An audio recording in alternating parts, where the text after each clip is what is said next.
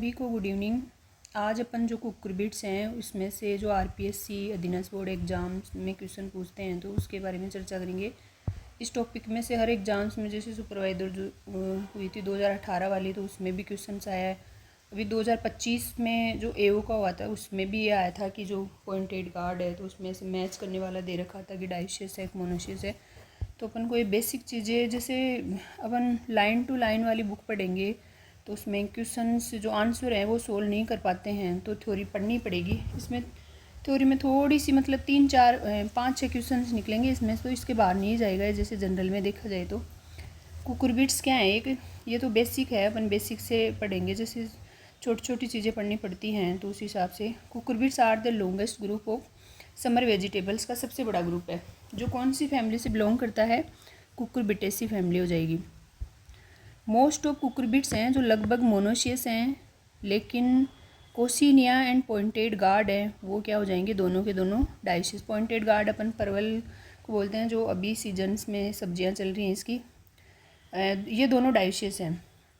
इसमें क्या होता है कि कुछ मेलन्स क्रॉप हैं उसमें हर्मोफोर्डाइट्स और एंड्रोमोनोशियस कल्टीवार्स पाई जाती हैं। हर्मोफोर्डाइट्स क्या होती हैं, जो एक ही फ्लोअर्स में मेल एंड फीमेल ऑर्गन्स पाया जाना। एंड्रोमोनोशियस, एंड्रोशियम्स मतलब पहले उसका मैच्योर होना एंड्रोशियम्स का, नर पार्ट का। मोनोशियस मतलब एक ही फ्लोअर्स, एक ही पौधे पे अलग अलग जगह पे मेल एंड फीमेल पाया जाना। डाइशियस अलग अलग पौधों पे हो जाएगा। डाइशियस प्लांट्स के बारे में देखें तो cultivar are available in some crops. इसके फ्रूट को अगर बोटनिकली देखें ना तो पीपो बोलते हैं अपन, जो पूछा जाता है हर एग्जाम्स में। All are susceptible to frost के प्रति ये ससेप्टिबल होते हैं, मतलब नुकसान होता है इनको। The cultivar require of all crops in group the less और सिमिलर्स। तो ये कल्चरल रिक्वायरमेंट सभी में सिमिलर्स है, किसी में कम है, ये दे रखा है। फिर इनकी ये बोटनिकल नेम्स की लिस्ट दे रखी है। तो कुकुम्बर इम्पोर्टेंट अपने, पम्पकिन है, समर स्क्वैश हो गया, बोटल गार्ड, बिटर गार्ड, करेला बोलते हैं अपन इसको। इसके साइंटिफिक नेम देख लेना आप, रिज गार्ड और स्पॉन्ज गार्ड। रिज गार्ड धारीदार तुरई होती है, और स्पॉन्ज गार्ड जो चिकने वाली तुरई जिसकी धारियाँ नहीं होती है। एस गार्ड को वो जो अपने पेठा या कोड़ा ऐसे बोलते हैं लोकल लैंग्वेज में। स्नैक गार्ड, पॉइंटेड गार्ड जो परवल होता है वो है ही। Round melon, musk melon, snap melon, long melon, coccinia और चाउम चाउम। तो आप ये कि इसमें से कौन सा कुकुरबिटेसी फैमिली का नहीं है, तो AOWO में चाउम चाउम वाला दे सकते हैं। तो थोड़ा सा अब ये फ्लोरिंग सेम ही है जो ऊपर देखा है अपन ने, इसके बारे में कुछ ही नहीं पढ़ना अपन को। ये मोस्ट ऑफ द कुकुरबिट्स से मोनोशियस होते हैं इन नेचर, और वही दे रखा है। कोसिनिया एंड पॉइंटेड गार्ड क्या है, डाइशियस है। ऊपर वाली लाइन ये same. A number of hermaphrodites और andromonoecious cultivar are also available in some crop of melons.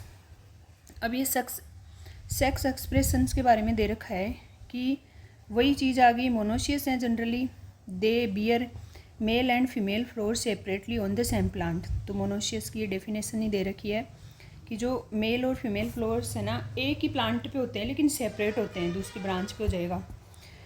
अब सबसे पहले ये अपन को थोड़ा सा ध्यान में रखना है कि जो मेल फ्लोर्स है ना वो फर्स्ट ओपन होते हैं, और ऐसे ही अपने उसमें है मेज़ में सिल्क और टेसल की बात करते हैं तो उसमें सिल्क अपना जो टेसल है वो पहले मैच्योर होता है, पहले वो निकलता है।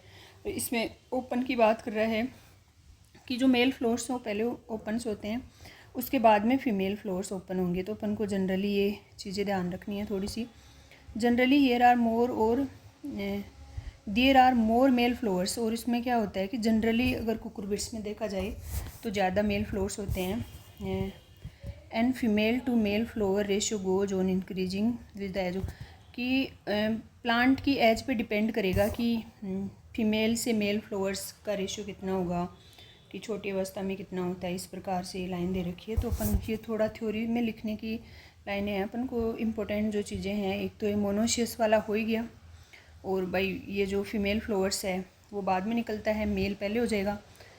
The lower the nodes number on which the females flower appear on main vines the earlier in the varieties. Though the sex ratio and sex ratio are the varietal characters, they are modified by अब ये बोल रहा है कि अपन इसको modify कर सकते हैं एनवायरनमेंट से, एनवायरनमेंटली जो फैक्टर्स हैं उनसे, लो फर्टिलिटी से, high temperatures, longer light periods, all including maleness. जो भी ये सारे अगर लो फर्टिलिटी होगी, ज़्यादा टेम्परेचर होगा। अब ऐसे क्वेश्चन आ जाए कि मेल फ्लावर्स को कौन सी कंडीशंस है निम्न में से जो बढ़ाती है, इनमें से एक दे देंगे कि नहीं है।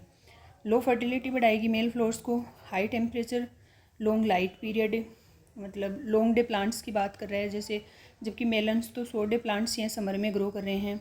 ऑल इंक्लूडिंग मेलनेस को बढ़ाएंगे। Both plant regulates. अब मेल फ्लावर्स को रेगुलेट्स करने के लिए अपन ऑक्जिन्स और एंटी ऑक्जिन्स का स्प्रे करते हैं। एंड कौन सी, अब ये क्वेश्चन आया था, यहाँ से उठाया था, सुपरवाइज़र में उठाया गया क्वेश्चन है 2018 वाली में, कि जो अपन जो ग्रोथ रेगुलेटर्स हैं फीमेल फ्लावर्स को बढ़ाने के लिए या सेक्स फॉर्म को चेंज करने के लिए, तो किस स्टेज पे स्प्रे करेंगे। तो उसमें ऑप्शन में दे रखा था 2 से 4 लीफ, 4 से 6 लीफ, 6 से 10 लीफ, ऐसे आप देख सकते हो प्रीवियस 2018 वाले एग्रीकल्चर सुपरवाइज़र में। तो इसमें ये दे रखा है, ये तो जैसे फिर वो अंदाजे से निकल रहा था कि भाई जैसे अगर प्लांट बड़ा हो जाए तो उसके जो सेक्स फॉर्म है उसको चेंज करने में थोड़ी ऐसी दिक्कत होती होगी, क्योंकि वो सारे ऑर्गन्स से निकल जाते हैं। तो अपन को थोड़ा सा ऐसे अंदाजे से ही करके आया था, जो मेरा भी उस टाइम पढ़ा हुआ नहीं था, तो आप इसको यहाँ नोट कर सकते हो। तो अपन नेक्स्ट देखते हैं कि जो मेल फ्लावर्स है उसको रेगुलेट ऑक्जिन्स और एंटी ऑक्जिन्स ग्रोथ रेगुलेटर्स या हार्मोन्स से उनसे करेंगे। And nutrient at proper concentration modified sex. Gibberellic acid अगर हाई कंसनट्रेशंस देंगे 10 ppm increase the number of female flowers. इसमें एक तो जिब्रेलिक एसिड है, 10 ppm का स्प्रे करेंगे तो फीमेल फ्लावर्स को बढ़ाएगा। 2 स्प्रे करेंगे अपन जिब्रेलिक एसिड का, मेलिक हाइड्रोजाइड का है ये 2 स्प्रे। 2 से लेके 4 लीफ स्टेज पे, अगर 2 लीफ से लेके 4 लीफ निकल जाए तो 2 लीफ स्टेज पे, तो 2 से 4 लीफ स्टेज पे करेंगे। एक स्प्रे तो करेंगे 2 लीफ पे, फिर 4 निकल जाएंगी तो दूसरा स्प्रे करेंगे। अब इसमें दे रखा है कि मेलिक हाइड्रोजाइड की कितनी मात्रा लेंगे अपन, 50 से 100 ppm, ये भी फीमेल फ्लावर्स को बढ़ाएगी। फिर ईथ्रेल की, ये फीमेल फ्लावर्स को बढ़ाता है, 250 ppm लेंगे। नेप्थलीन एसिटिक एसिड ऑक्जिन्स है, ये 100 ppm अमाउंट लेते हैं इसकी। और टीबा जो अपन उसमें निपिंग में यूज करते हैं ग्राम में, उसकी 25 से 50 ppm फीमेल फ्लावर्स को बढ़ाएगी। बोरोन की 3 ppm अमाउंट भी फीमेल फ्लावर को बढ़ाती है। और मोलिब्डेनम की 20 ppm, बोरोन और मोलिब्डेनम की 3 ppm दे रखा है, और 20 ppm कैल्शियम की। अब इतना याद नहीं करना है अपन को, थोड़ा सा एक तो जिब्रेलिक एसिड के बारे में ध्यान रखना है। जिब्रेलिक एसिड फीमेल फ्लावर्स को बढ़ाता है जिसकी 10 ppm। एक ईथ्रेल बढ़ाता है क्योंकि ये दोनों अपने हार्मोन्स में है, एक मेलिक हाइड्रोजाइड की भी ये हार्मोन्स है, और दूसरा नेप्थलीन एसिटिक एसिड 100 ppm, और टीबा 25 से 50 ppm देख सकते हैं। और नेक्स्ट अपन बात करते हैं, जो ये क्या करेंगे, can suppress the number of male flowers and increase the number of female flowers को बढ़ाएंगे। Fruits and set and ultimate yield, तो अपन से क्या होगी, यील्ड ज़्यादा प्राप्त, फीमेल फ्लावर्स यील्ड होगी। तो अपन ये थोड़ा बेसिक है, इसको पढ़ना ही पड़ेगा, जैसे